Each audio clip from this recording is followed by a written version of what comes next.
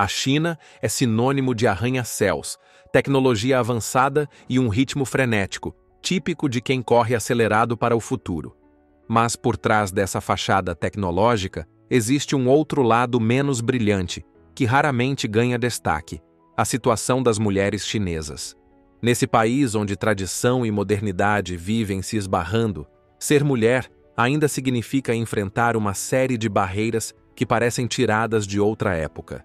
Cobranças familiares constantes, expectativas sociais altíssimas e até políticas governamentais que pressionam mulheres a se casarem cedo. Hoje, o Belo Mundo vai te levar para conhecer essa realidade pouco falada. Como é a vida das mulheres no país mais populoso do mundo? E por que tanta gente chama isso de um verdadeiro inferno? Bora descobrir? Número 1. História e raízes culturais. A trajetória das mulheres na China é marcada por um jogo constante entre tradição e transformação. Durante séculos, as regras confucionistas determinaram que o mundo externo, trabalho, política e cargos públicos, era um território masculino, enquanto às mulheres restava o mundo interno, ou seja, cuidar da casa, dos filhos e dos idosos. Por muito tempo, práticas como o enfaixamento dos pés, um costume cruel e doloroso que obrigava meninas a terem os pés minúsculos para serem consideradas desejáveis ao casamento, reforçaram ainda mais o lugar submisso e delicado reservado às mulheres. Essa tradição, que já foi símbolo de status social para famílias, deixou marcas físicas e psicológicas em gerações inteiras. Depois, com a ascensão do Partido Comunista e as mudanças políticas de meados do século XX, houve um discurso de igualdade mais forte, acompanhado de frases de efeito tipo: "As mulheres sustentam metade do céu". A ideia era tirá-las dessa condição passiva e integrá-las às fábricas e ao trabalho externo. Na prática, porém, a maior parte das mulheres continuou recebendo salários menores, fazendo duplas jornadas, trabalhando fora e dentro de casa e enfrentando pressões para que continuassem dedicando-se aos cuidados da família. Foi mais ou menos nessa época que surgiu a política do filho único, com consequências duradouras que impactaram a demografia e a mentalidade coletiva. Nos últimos anos, com o crescimento das cidades e a influência de ideias ocidentais e de movimentos feministas e de direitos humanos, surgiu um embate: manter a tradição familiar ou abrir espaço para essas mulheres que querem estudar mais, trabalhar mais e decidir seus rumos. É nesse caldo cultural que a gente mergulha para entender a realidade delas hoje. Número 2. Política do filho único e a preferência por homens. Falar sobre o papel das mulheres na China sem mencionar a política do filho único é impossível. Criada em 1979 para conter o crescimento populacional, essa medida mudou profundamente a sociedade, e principalmente a vida das mulheres. A lógica era simples: se cada casal só podia ter um filho, qual seria a escolha? Para muitas famílias, a resposta era óbvia: um menino. Na cultura tradicional chinesa, os filhos homens são vistos como garantia de amparo na velhice, enquanto as filhas, ao se casarem, pertencem à família do marido. O resultado foi cruel. Abortos seletivos de bebês meninas se tornaram frequentes e, em casos extremos, houve até infanticídio. Essa preferência histórica por filhos homens gerou um efeito colateral gigantesco: o desequilíbrio de gênero. Hoje, há milhões de homens a mais do que mulheres na China, criando um cenário conhecido como exército de solteirões. Mas ao contrário do que se poderia imaginar, esse desequilíbrio não tornou a vida das mulheres mais fácil. Pelo contrário, aquelas que decidiram focar na carreira ou simplesmente adiar o casamento se tornaram alvo de uma pressão absurda. O governo, agora preocupado com a queda da taxa de natalidade, flexibilizou a política de controle populacional, primeiro permitindo 2 filhos, depois até 3. Mas a mudança não surtiu o efeito esperado. Muitas mulheres, principalmente as mais instruídas, não têm interesse em atender ao chamado estatal para se tornarem mães. E aí entra um novo problema. A sociedade chinesa, que antes incentivava a limitação de nascimentos, agora julga as mulheres que não querem ter filhos. Elas enfrentam críticas, são vistas como egoístas e, em alguns casos, até sofrem repressão pública. O jogo virou, mas, para as mulheres, parece que a pressão nunca diminui. Número 3. O estigma das Shengnu, mulheres que sobram. Você já imaginou ter um rótulo oficial do governo te chamando de sobra após os 27 anos de idade? Pois é. Ser solteira depois dos 27 anos na China não é apenas uma escolha pessoal, é quase um rótulo social. E não um qualquer, mas um dos mais pesados que uma mulher pode carregar. O termo Shengnu, que significa mulher restante, se popularizou para descrever aquelas que, na visão tradicional, passaram do ponto para casar.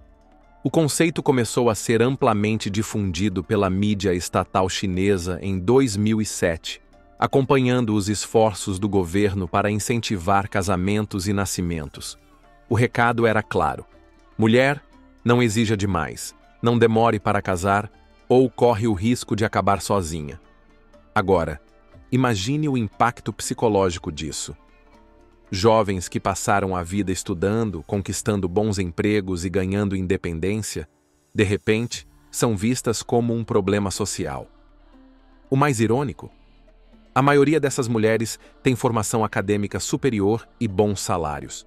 Só que, ao invés de serem celebradas por suas conquistas, são julgadas por não seguirem o cronograma tradicional de casamento e maternidade. Parece uma pressão absurda, pois fica pior. Número 4. Pais que anunciam filhas em praças públicas.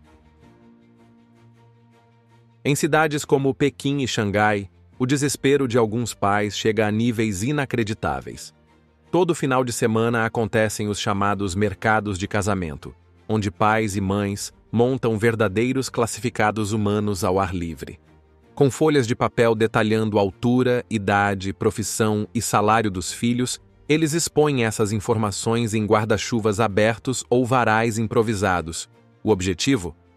Arranjar um casamento para os encalhados, especialmente para as filhas que, na visão deles, precisam se casar antes que seja tarde demais. E não para por aí. Muitos anúncios trazem exigências detalhadas para os futuros genros e noras. Tem família que só aceita pretendentes com um salário mínimo específico, um certo tipo físico ou até mesmo uma comprovação de virgindade, isso em pleno século XXI. Parece surreal, mas para muita gente na China, essa busca quase desesperada por um casamento não é vista como exagero, mas como necessidade. Afinal, na mentalidade tradicional, uma mulher sem marido não constrói uma família, não dá netos aos pais e, portanto, falhou na vida. E se engana quem pensa que essa ideia está desaparecendo. Mesmo com a modernização, muitas jovens ainda precisam escolher entre seguir seus sonhos ou se encaixar na expectativa da sociedade. O que deveria ser uma decisão pessoal se transforma em um peso gigantesco, carregado todos os dias. Número 5. Licenças de felicidade e incentivos estatais. Para tentar reverter o número cada vez menor de casamentos e o verdadeiro colapso na taxa de natalidade, algumas províncias chinesas resolveram inovar. Surgiram as chamadas licenças de felicidade ou licenças familiares, supostamente criadas para dar mais tempo às mulheres solteiras para cuidarem da vida pessoal. Parece até uma ideia bacana, né? Mas na prática, a coisa é bem diferente. A mensagem real por trás dessas licenças é praticamente um bilhete dourado para que essas mulheres se apresse e encontrem logo um marido. Um exemplo claro disso aconteceu em Hangzhou, onde professoras passaram a ganhar algumas folgas extras, mas com um subtexto nada sutil. Use esse tempo para conseguir um namorado e, quem sabe, engravidar. E não para por aí. Em cidades como Xangai, o próprio governo organiza eventos de matchmaking. tentando juntar casais de maneira quase oficial. Se já não bastasse a família se metendo na vida amorosa das mulheres, agora o governo também dá aquela forcinha para que elas não fiquem para trás. Número 6. Mercado de trabalho e desigualdades salariais. Muita gente vê a China como a terra das oportunidades e inovações, mas o preconceito de gênero ainda está presente. Diversos relatos e pesquisas mostram que mulheres enfrentam obstáculos para progredir na carreira, sofrem com diferenças salariais gritantes e, não raro, precisam escolher entre dedicar-se ao trabalho ou cuidar da família. Aquele velho dilema do duplo fardo não é exclusividade do Ocidente. Há anúncios de emprego que chegam a colocar restrições explícitas. Somente homens ou então mulheres sem planos de engravidar. E como se não bastasse, a idade limite para a contratação costuma ser menor para elas do que para eles. Em algumas áreas mais tradicionais, como a engenharia, as mulheres precisam provar o dobro de capacidade para serem reconhecidas. Quando há corte de funcionários, as primeiras a irem embora costumam ser as mulheres, especialmente as mais velhas. Algumas são pressionadas a se aposentar mais cedo também, deixando de competir em pé de igualdade com os homens. E o mais gritante, raríssimas chegam aos escalões mais altos do Partido Comunista ou da política nacional. Há sim mulheres bilionárias na China e histórias de grandes executivas que se destacaram. Mas, olhando para a massa trabalhadora, a realidade é de disparidade salarial e falta de proteção efetiva contra a discriminação. Às vezes, tudo fica por baixo do tapete, pois reclamar abertamente contra a empresa ou processar o empregador pode significar cair na lista negra e nunca mais conseguir emprego. Número 7. Cursos de boa esposa. Como se não bastasse, existem, ou pelo menos existiam até recentemente, cursos que ensinam as mulheres a agradar o marido. Em algumas cidades, esses cursos de moralidade feminina chegaram a dizer que elas não deveriam retrucar em caso de agressão, nem se divorciar, pois o homem é o céu e a mulher é o chão. A repercussão foi tão negativa que alguns foram fechados pelas autoridades, alegando que esse tipo de ensino ia contra a moral social. Mesmo assim, a simples existência de tais cursos mostra como o pensamento retrógrado e machista ainda encontra espaço em certas regiões ou grupos conservadores. Em um desses cursos, as alunas tinham que se levantar às 4 da madruga para fazer as tarefas domésticas e, se o marido quisesse algo, deveriam responder sim imediatamente. Cozinhar era obrigatório, porque pedir delivery seria desonra. Soa quase como o roteiro de uma distopia, mas foi real, e muitas mulheres foram parar nessas aulas porque a família achava que elas precisavam ser corrigidas para casar. Apesar de a China ostentar mais mulheres multimilionárias do que qualquer outro país, um olhar mais atento revela disparidades significativas entre os gêneros.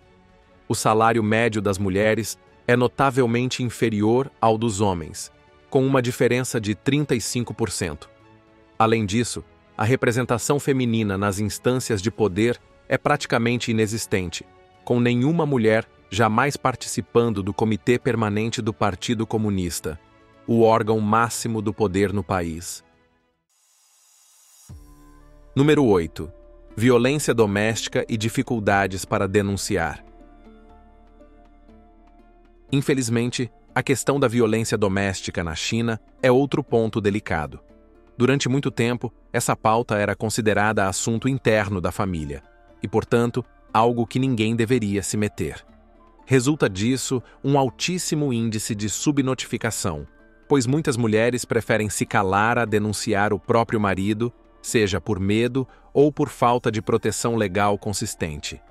Embora a China tenha aprovado, não faz tanto tempo, uma lei contra a violência doméstica, a aplicação ainda é falha. Em especial, as mulheres solteiras ou em união informal encontram barreiras burocráticas para registrar queixa. Além disso, o movimento #MeToo, que se espalhou pelo mundo na China, encontrou forte resistência governamental, censura nas redes sociais e perseguição a ativistas. Como a estabilidade é prioridade para o Partido Comunista, qualquer movimento que se organize de forma muito ampla pode ser visto como ameaça. Assim, muitas mulheres que tentam se manifestar acabam sendo silenciadas. Por outro lado, tem crescido uma nova geração de feministas dispostas a bater de frente. Elas usam artifícios como a paródia, a música e até grupos clandestinos para se ajudar. Número 9. O peso da aparência e a economia da beleza. Outra questão que pega forte por lá é a obsessão com a beleza. Não que isso seja a exclusividade dos chineses, mas é inegável a pressão estética exacerbada na China atual. Em feiras de automóveis e exposições de tecnologia, por exemplo, muitas promotoras são escolhidas mais pela aparência do que pela capacidade de diálogo. Existe até quem se refira ao fenômeno como economia da beleza, em que as mulheres jovens e bonitas se tornam estratégias de marketing. Isso se reflete no mercado de cosméticos e cirurgias plásticas, que cresce vertiginosamente. Como boa parte das moças é pressionada a encontrar um bom marido, a aparência acaba virando moeda de troca. Em paralelo, as mulheres mais velhas ou fora do padrão de beleza sofrem discriminação e muitas vezes são descartadas de processos seletivos, algo que escancara o preconceito enraizado. Número 10. Casamentos cooperativos e outras estratégias. Parece loucura, mas existe até casamento de fachada para driblar a pressão social na China. Homens gays e mulheres lésbicas, por exemplo, muitas vezes se casam entre si só para aliviar a cobrança da família e evitar olhares tortos da sociedade. Funciona assim. No papel, parecem um casal tradicional, mas, na prática, cada um segue sua vida do jeito que quer. Isso acontece porque, em muitas regiões mais conservadoras, ser LGBTQIA+, ainda é um tabu gigantesco. A família quer um casamento normal, com direito à cerimônia, fotos e netos, e a cobrança para manter as aparências pode ser sufocante. Então, em vez de brigar com pais e avós ou viver com medo de represálias, muita gente acaba entrando nesse acordo silencioso. O problema? Esse tipo de solução não muda a realidade, só esconde.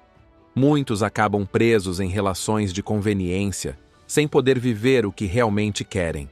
Para quem está de fora, parece que está tudo bem, mas por dentro continuam enfrentando um peso absurdo. No fim das contas, esses casamentos cooperativos são um reflexo de um sistema que ainda prioriza as aparências acima da felicidade individual. Se tanta gente sente que precisa fingir para ser aceita, é porque a liberdade de simplesmente viver sua verdade ainda não é uma opção real para todos. Número 11. Uma perspectiva para o futuro. A pergunta que fica no ar: será que a sociedade chinesa vai se adaptar a esse contingente de mulheres que não querem ou não podem seguir o roteiro tradicional de casar e ter filhos? Por um lado, o governo chinês precisa desesperadamente de mais bebês para evitar um colapso demográfico. Por outro, as próprias mulheres estão mais empoderadas e menos dispostas a sacrificar sua liberdade apenas para atender a um dogma cultural. A tendência, pelo menos nas grandes cidades, é que se formem duas facções: a das famílias ultra-tradicionais, que vão continuar valorizando o casamento precoce e a maternidade cedo, e a dos jovens que preferem a cidade grande, a carreira internacional e uma vida com menos amarras. Talvez o interior mantenha ainda por muito tempo práticas mais conservadoras, enquanto a vanguarda urbana se abra para novos jeitos de existir. As chinesas, especialmente nas grandes cidades, são mais independentes e não estão mais se casando antes dos 30 anos. Elas priorizam o desenvolvimento profissional, cuidam de suas finanças e adiam a ideia de formar uma família. Apesar disso, A aceitação da escolha dessas mulheres pela sociedade chinesa permanece um desafio. O casamento ainda é algo extremamente patriarcal e talvez essa tendência de mulheres optando por serem solteiras e independentes tendam a crescer, mas no momento, essa expectativa é uma mera fantasia. Mas será mesmo que a sociedade chinesa vai passar a aceitar a escolha dessas mulheres? Será que o governo, as empresas e a sociedade vão aceitar essa mudança ou continuar empurrando o velho roteiro? E você, o que acha disso tudo? Conhecia esse cenário enfrentado pelas mulheres na China? Se você curtiu conhecer um pouquinho mais dessa realidade, compartilhe, comenta e deixe sua opinião. Vamos continuar trocando ideias e trazendo histórias do nosso belo mundo, que às vezes não é tão belo assim. Muito obrigado por acompanhar até o final e nos vemos na próxima.